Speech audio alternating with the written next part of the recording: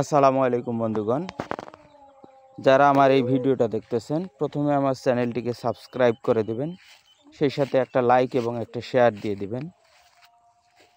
তো থাম্বনেল দেখে বুঝতেই পারছেন আমরা আজকে এসেছি পায়োনিয়ার 3355 জাতের হাইব্রিড ভুট্টার ভিডিও নিয়ে।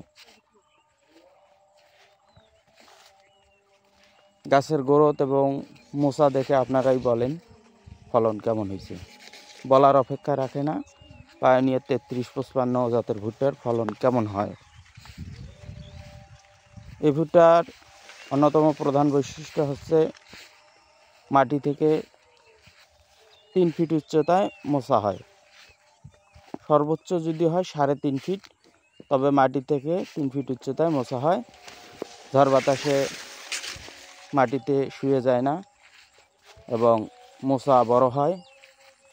যে গাছটা বেশি মোটা হয়, পরিপুষ্ট হয়, সেই গাছটাতে অধিকাংশ গাছে 2টা করে মোচা হয়।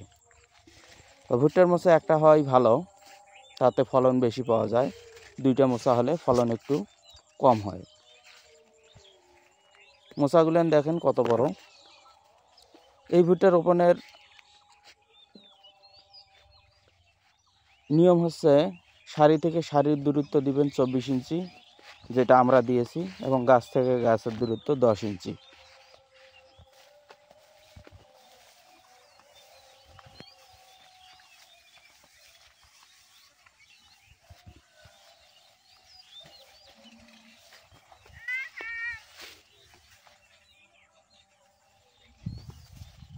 এই জাতের ভুট্টা বিঘাতে 33 শতাংশে 40 মণ থেকে 45 মণ ফলন হয়।